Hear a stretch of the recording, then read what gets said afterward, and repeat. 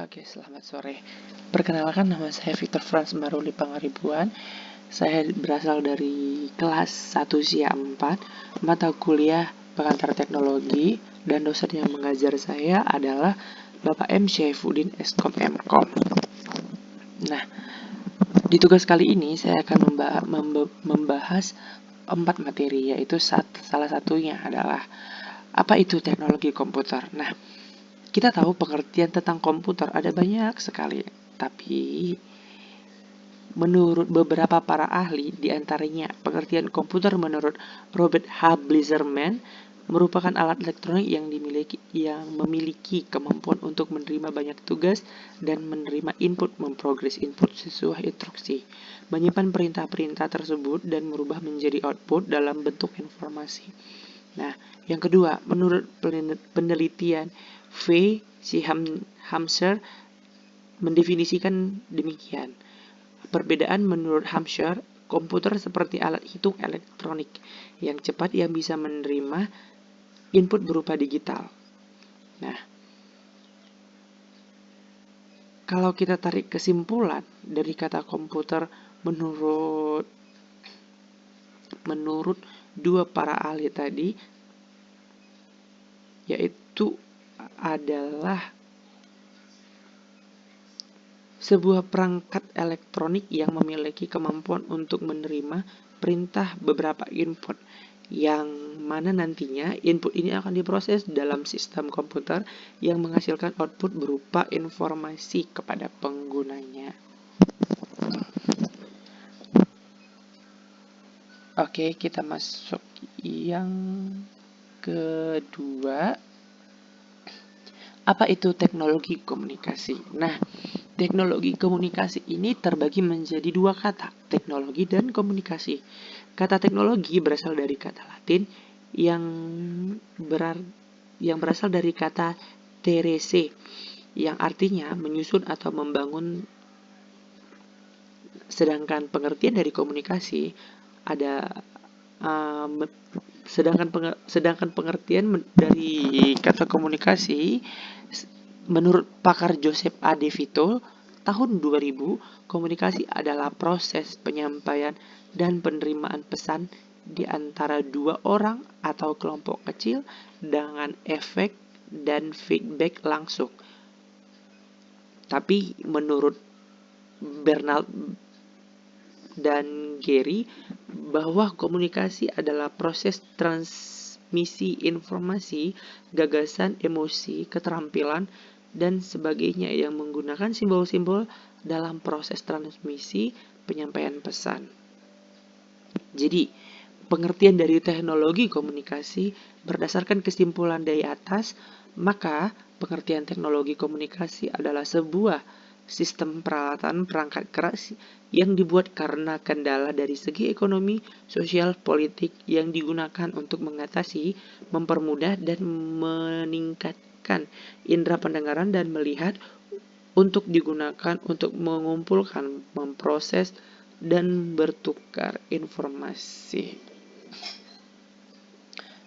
Oke, kita lanjut di bagian yang ketiga. Apa itu industri 4.0? Nah, belakangan ini kata industri 4.0 sering digemakan oleh banyak orang. Akan tetapi sehingga saat ini masih banyak masyarakat yang belum mengerti apa itu industri 4.0. Istilah industri 4.0 pertama kali digemakan oleh Hannover Fair 4-5 April 2011. Istilah ini digunakan oleh pemerintah Jerman untuk mengajukan bidang industri ke tingkat selanjutnya dengan bantuan teknologi. Sebenarnya campur tangan teknologi sudah ikut dalam industri 3.0 kala itu. Komputer dinilai sebagai disruptif atau bisa diartikan sesuatu yang mampu menciptakan peluang pasar baru. Setelah dapat diterima, saat ini Marcelline Liming dan AI ada di tahap tersebut. Nah, revolusi industri 4.0 merupakan upaya transformasi menuju perbaikan dengan mengintegritas dunia online dan lini produksi dan industri, di mana semua proses produksi berjalan dengan internet sebagai penopang utama, kata Erlangga. Erlangga juga menyebutkan sejumlah sektor industri nasional telah siap memasuki era industri 4.0. Beberapa di antara seperti mereka industri semen, petrokimia, otomotif, serta makanan dan minuman. Misalnya industri otomotif. Dalam proses produksinya, mereka sudah menggunakan sistem robotik dan infrastruktur IoT, kata Erlangga. Nah, beberapa di antaranya adalah melakukan peningkatan otomatis komunikasi machine to machine, komunikasi human to machine, AI, serta pengembangan teknologi berkelanjutan. Lebih lanjut, dia menyebutkan bahwa untuk melakukan implementasi dan 4 dasar faktor bergerak. Pertama adalah peningkatan volume data, daya komunitas, dan konektivitas. Harus juga ada peningkatan kemampuan analitis dan bisnis intelijen di industri ini. Oke. Dalam situs Kemenprint, kedua hak melakukan kerjasama mengenai mengaplikasikan teknologi virtual reality untuk mengontrol kondisi mesin. Kerjasama ini dilakukan pada saat Erlangga mengunjungi pabrik tersebut pada 16 November 2018 silam. Di lain sisi, Telkomsel sebagai salah satu pihak enabler industri 4.0 juga sudah siap mendukung terlaksana hal tersebut di Indonesia. Mereka akan menyediakan sistem IoT melalui program Telkomsel Innovation Center atau TINC.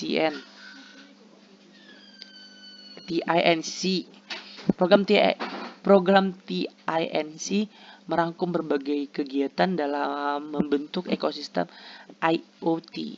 Indonesia merupakan penyediaan laboratorium IoT.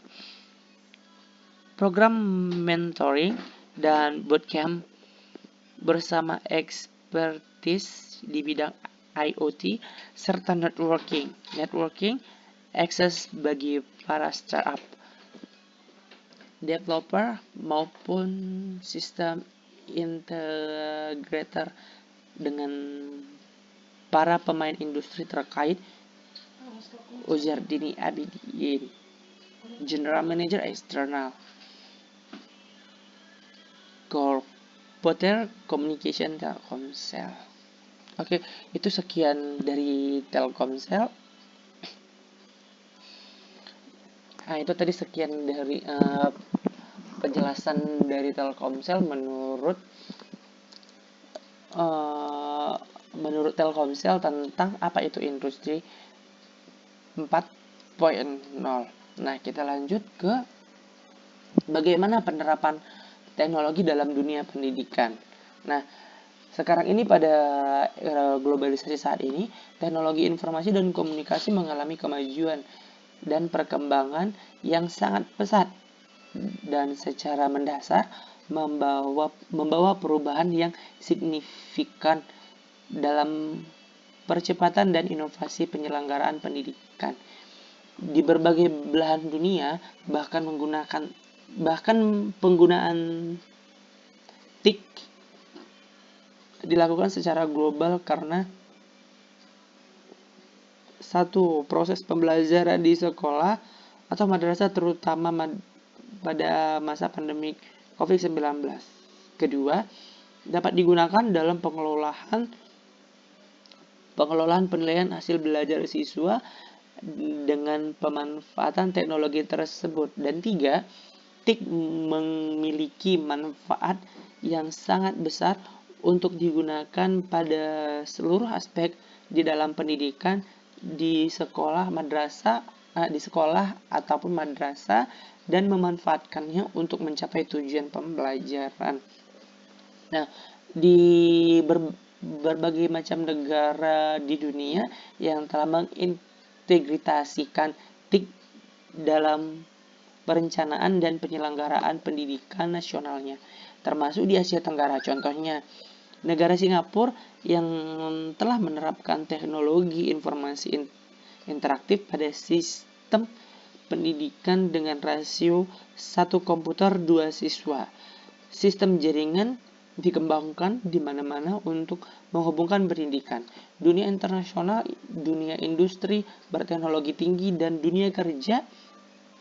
Pada dasarnya, beberapa negara telah mengubah kultur pembelajaran dengan mengintegritas teknologi digital dalam kegiatan belajar maupun mengajar.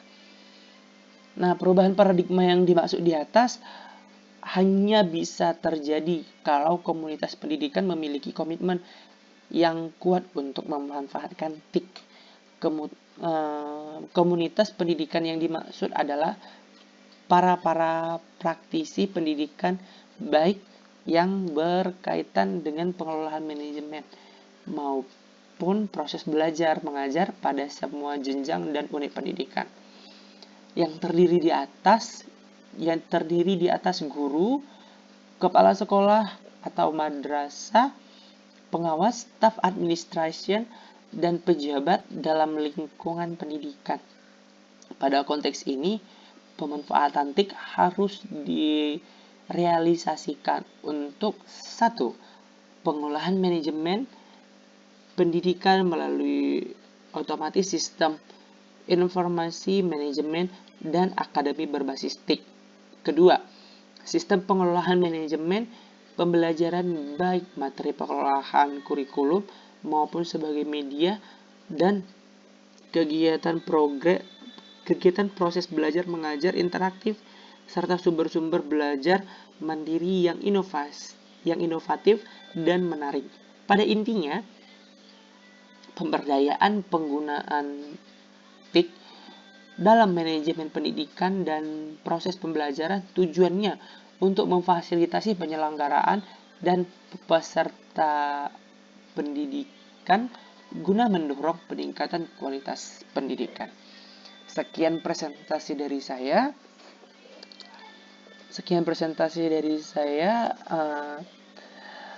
Jika ada kurang atau ada kesalahan dalam penjelasan saya, mohon dimaafkan. Sekian dan terima kasih.